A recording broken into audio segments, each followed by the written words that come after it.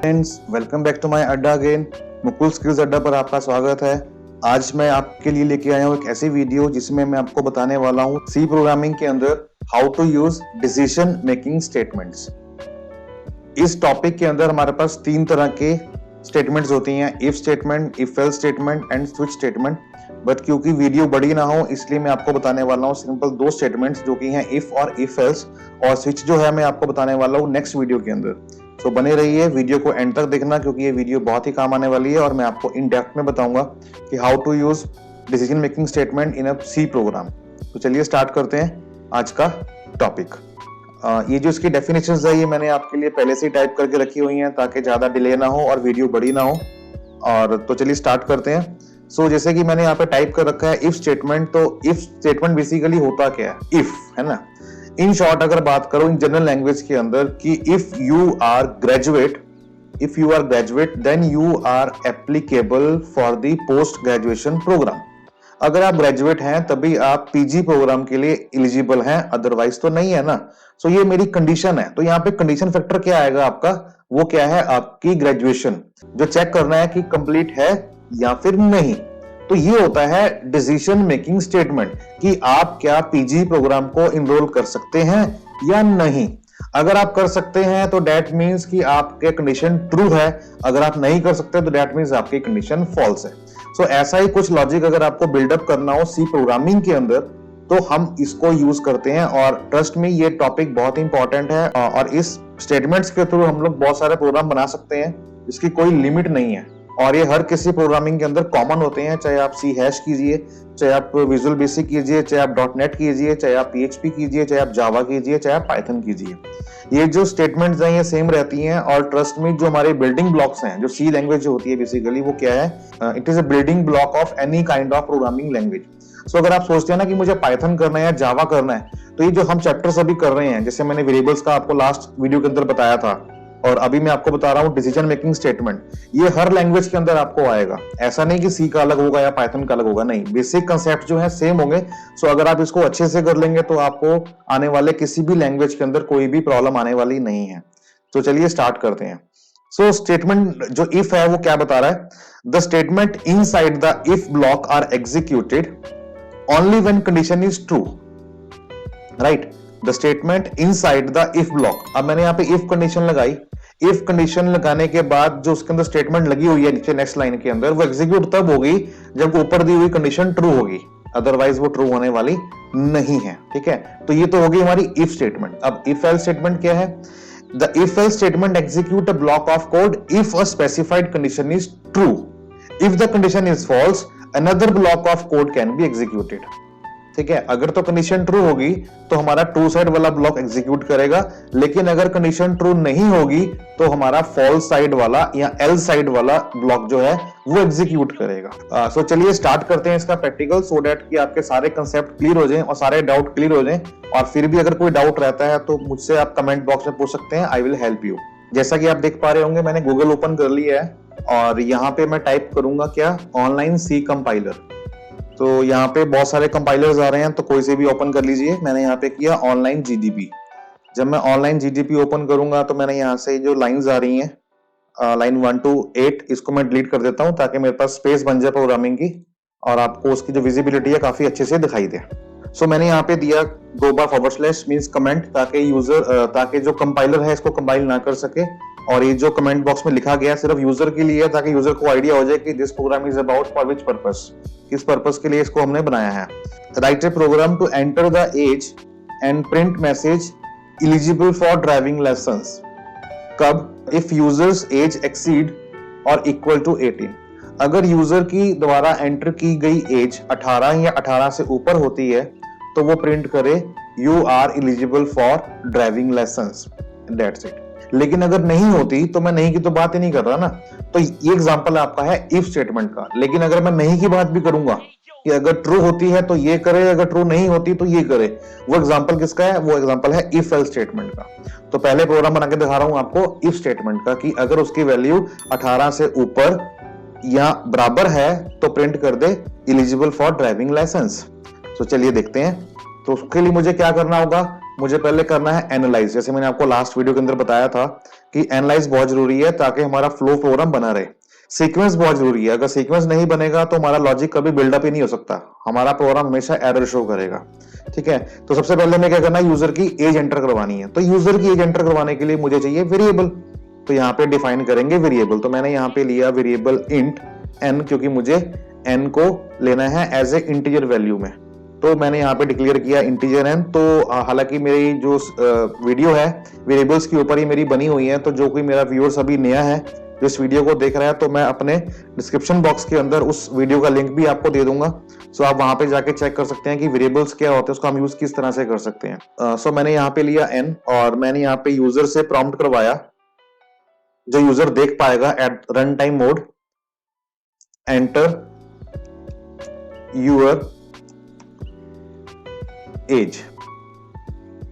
जब program execute होगा तो वहां लिखा आएगा enter your age and 5 dots. ये मैंने सिंपल फॉर्मेट दिया है, यूजर से एंटर करवाना है। तो मैंने यहाँ पे फंक्शन लिया कौन सा, स्कैनएफ एंड सेमीकोलन। तो कौन सी वैल्यू है, हमारी न्यूमेरिक वैल्यू है, तो यहाँ पे आएगा फॉर्मेट स्ट्रिंग %d, और ये कहां पे स्कैन करे, ये स्कैन करे वेरिएबल n के अंदर।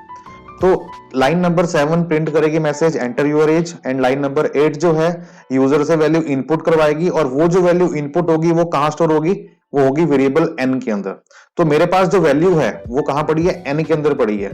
सो अब जो मेरी कंडीशन लगेगी ना, वो लगेगी n के ऊपर, जो कि n को चेक करेगी, है ना, कि 18 से ऊपर है या फिर नहीं है। तो मैंने यहाँ पे कंडीशन लगाई इफ लगाया कि अगर n की value greater than equal to 18 होती है, यहां पे सेमीकोलन नहीं आएगा, 18 से ऊपर होती है तो क्या कर रहे, प्रिंटफ \n। मैंने यहां पे लिखा you are eligible for driving licence. Okay, that's it.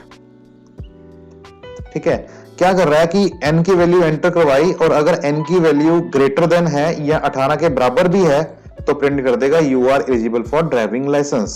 तो इसको एग्जीक्यूट करके देखते हैं एक बार। मैंने यहाँ पे दिया 18, तो बराबर है, चलेगा, you are eligible for driving licence. Okay, execute करता हूं, अब मैं देता हूं 20, तो ये 18 से ऊपर है। अब भी क्या चलेगा, you are eligible for driving licence. That means मेरा जो प्रोग्राम है बहुत अच्छे से काम कर रहा है। एग्जाम्पल किसका है, ये इफ स्टेटमेंट का। लेकिन अगर मुझे चलानी हो स्टेटमेंट मोर देन 1, तो मैं क्या करूंगा, अगर मैं यहां पे लेता हूं printf और मैंने यहां पे लिखा पहले वेलकम, तो मेरे पास यहां पे 2 स्टेटमेंट हो गई हैं। कौन कौन सी, एक अगर ट्रू होगी तो पहले ये करे, अदरवाइज सॉरी, अगर मैं लगाता हूं कंडीशन ये कि n की वैल्यू अगर 18 से ऊपर होती है तो प्रिंट करे वेलकम, और फिर प्रिंट करे you are eligible for driving licence. अब हालांकि ये दोनों प्रिंट हो जाएंगी, ठीक है, जबकि होनी नहीं चाहिए, बट प्रिंट क्यों होंगी उसका मैं बताऊंगा रीजन आपको। पहले एक बार चेक करते हैं कि क्या जो मैंने बोला है वो सही है। मैंने यहां पे दिया 21, और आप यहां पे देखेंगे welcome and you are eligible for driving licence. तो मजे की बात यह है कि दोनों यहां प्रिंट हो गई, लेकिन जबकि होनी नहीं चाहिए थी, बट हुई क्यों, उसका कारण क्या है, यहां पे देखना ध्यान से। लाइन नंबर 9 के अंदर मैंने यहां लगाया कि इफ n की value greater than equal to 18 है तो प्रिंट करे वेलकम। उसने बाय डिफॉल्ट लाइन नंबर उसने बाय डिफॉल्ट जो इफ के नेक्स्ट लाइन होगी ओनली 1, उसे एग्जीक्यूट करेगा, अगले वाले को नहीं करेगा। लेकिन यहां अगले वाले को क्यों कर रहा है, क्योंकि वो लास्ट लाइन है, उसके आगे कोई ब्लॉक नहीं है। उसके आगे कोई अगर ब्लॉक होता ना तो वो एरर शो कर देता। ठीक है, तो वो मैं क्लियर करूंगा आपको अब अगले प्रोग्राम के अंदर, इसी वीडियो में, जिसमें मैं आपको बताऊंगा इफ एल्स यूज कैसे होता है। तो जब मैं एल्स के ऊपर काम करूंगा ना तो आपको दिखेगा एरर क्या है उसका। सो यहां पे मैं इसको निकालता हूं क्योंकि यहां पे चल रहा है, क्योंकि नेक्स्ट लाइन कोई नहीं है। सो अब इसी प्रोग्राम को मैं कन्वर्ट करता हूं किसके अंदर, इफ एल्स प्रोग्राम के अंदर। तो अगर मुझे इफ एल्स प्रोग्राम में जाना है तो मैं यहां पे क्या करूंगा, मैं यहां पे लेता हूं कि n की value greater than equal to 18 है। ओके, प्रिंट किया वेलकम, ये भी ओके, एंड देन मैंने यहां पे लगाया एल्स। अब एल्स लगाया, एल्स का मतलब क्या है कि अगर मेरी वैल्यू 18 या 18 से ऊपर नहीं होती तो वो क्या करे, तो यहां पे प्रिंट कर दे you are not eligible for driving licence. Okay, so now इसको हम चेक करते हैं पहले सिंगल स्टेटमेंट के साथ। तो मैंने यहां पे दिया लाइन वैल्यू 17। सो क्या प्रिंट हुआ, you are not eligible for driving licence. Okay, that's fine. और मैंने यहां पे क्या लिखा, यूर एज 21, यहां पे क्या लिखा आया, वेलकम। ठीक है, यहां पे वेलकम आ गया, क्योंकि ग्रेटर देन और इक्वल टू होगा तो प्रिंट करेगा ये, और अगर एल्स होगा तो प्रिंट करेगा ये। लेकिन मेरा क्वेश्चन क्या था, मोर देन वन स्टेटमेंट का था कि एग्जीक्यूट करनी है। तो वेलकम के बाद मैंने यहाँ पे क्या लिखा, एक न्यू लाइन लगाई और प्रिंट एफ के लिए एग्जीक्यूट करने के लिए, और मैंने यहाँ पे लिखा you are not eligible for driving licence, you are not eligible for driving licence. Okay, that's fine. So अब एल्स के बाद मैं क्या करता हूं, मैं लिखता हूं यहां पे sorry, means you are not eligible. तो एक बात समझिए आप कि मैंने जब कंडीशन लगाई कि n की value greater than equal to 18 है, तो मुझे जो ब्लॉक एग्जीक्यूट करवाना है ये दो इकट्ठे प्रिंट करवाने हैं, जो कि दो अलग अलग लाइंस के अंदर आ रहे हैं। तो जब कंडीशन ये ट्रू नहीं होगी तो वो एल्स में चला जाएगा और फिर प्रिंट ये वाला करेगा। लेकिन अब प्रॉब्लम क्या है, प्रॉब्लम ये है कि यहां पे आने वाला है एरर, और एरर क्या आएगा, ये देखिए, else without A previous if, क्योंकि यहां पे ब्लॉक डिफाइन नहीं है। ब्लॉक का मतलब क्या होता है कि जब मेरे पास एग्जीक्यूट होने वाली स्टेटमेंट्स मोर देन वन होगी, चाहे वो 2 हो, चाहे 3 हो, चाहे 300 हो, उसको मुझे ब्लॉक में लगाना पड़ेगा। तो ब्लॉक बेसिकली कैसे आएगा, ये देखिए, जैसे मैंने यहां पे लिखा n greater than equal to 18 है, तो मैं यहां पे लगाऊंगा करली ब्रैकेट स्टार्ट और l से पहले करली ब्रैकेट बंद। अब आपको समझ में आ गया होगा कि अगर n की value greater than equal to 18 होती है तो ये वाला ब्लॉक एग्जीक्यूट करेगा। एल्स अगर नहीं होती कंडीशन ट्रू तो क्या करेगा, एल्स में जाके यहां पे फिर ये वाला ब्लॉक एग्जीक्यूट करेगा। ठीक है, एक बार एग्जीक्यूट करके देखते हैं इसको। एंटर योर एज मैंने दी 12, तो यहाँ पे क्या लिखा है, sorry you are not eligible for driving licence. Means कि एल्स कंडीशन में मेरी दोनों स्टेटमेंट एग्जीक्यूट हो गई हैं, मींस मेरा एल्स वाला ब्लॉक एग्जीक्यूट हो गया है सक्सेसफुली। अब मैं रन करता हूं और देता हूं ट्रू साइड वैल्यू मींस 21, और अब क्या प्रिंट करेगा, welcome you are not. You are not क्यों आया, क्योंकि मैंने यहां लिखा यू आर नॉट है इसीलिए। तो इसको हम हटा देते हैं और रन करते हैं। मैंने दिया यहाँ पे 21 और क्या लिखा है, you are welcome you are eligible for driving licence. That means कि कंडीशन ट्रू होने पे ये जो ट्रू साइड है वो चल पड़ी। सो इस वीडियो में देखा होगा आपने और समझ में आया होगा आपको इतनी सी बात कि अगर हमने इफ एल्स में काम करना है और हमारी स्टेटमेंट मोर देन वन है एग्जीक्यूट होने के लिए, तो वो हमारी ब्लॉक के अंदर आएगी। अगर हम ब्लॉक में नहीं करेंगे तो वहां पे हमें शो करेगा एरर। ठीक है, दूसरी चीज, पहले मैंने आपको क्या बताया, इफ स्टेटमेंट जहां पे ओनली वन पॉसिबिलिटी होती है और इफ एल्स जहां पे दो पॉसिबिलिटी होती है। इफ पॉसिबिलिटी में एक पॉसिबिलिटी में क्या होगा कि मैंने कंडीशन लगाई इफ और कोई कंडीशन लगाई like n is equal to 18 या ग्रेटर देन इक्वल टू 18, अगर वो ट्रू होगी तो ट्रू वाला ब्लॉक चला देगा, बाकी प्रोग्राम खत्म कर देगा। लेकिन अगर जहां पे मुझे ये मेंशन करना है कि अगर वो कंडीशन ट्रू नहीं होती तो जो सेकंड वे आउट है मेरे पास, जो सेकंड पॉसिबिलिटी है मेरे पास, उसको एग्जीक्यूट करे तो वहां पे फिर इफ एल्स आएगा। तो उम्मीद करता हूं आपको जो ये वीडियो है इसमें कोई डाउट नहीं रहा होगा अभी तक आपको। सो फिर भी अगर कोई डाउट होता है सो बेझिझक मुझको आप कमेंट बॉक्स में कमेंट कर सकते हैं। I will positively reply you with in 1 और 2 डेज, क्योंकि टीचिंग मेरा पैशन है और मैं तकरीबन 2006 से इसी प्रोफेशन के अंदर हूं, लेकिन यूट्यूब के ऊपर अभी आया हूं। सो उम्मीद करता हूं आपको ये वीडियो अच्छी लगी होगी। सो अगर अच्छी लगी है तो प्लीज लाइक करें इसको, और सब्सक्राइब अगर नहीं किया है तो वो भी करें, और बेल आइकन पर तो क्लिक कर ही दें ताकि आपको जो मेरी आने वाली वीडियो की नेक्स्ट नोटिफिकेशन है सबसे पहले आप तक पहुंचती रहे। सो मिलते हैं अगली वीडियो के साथ। Bye bye, take care.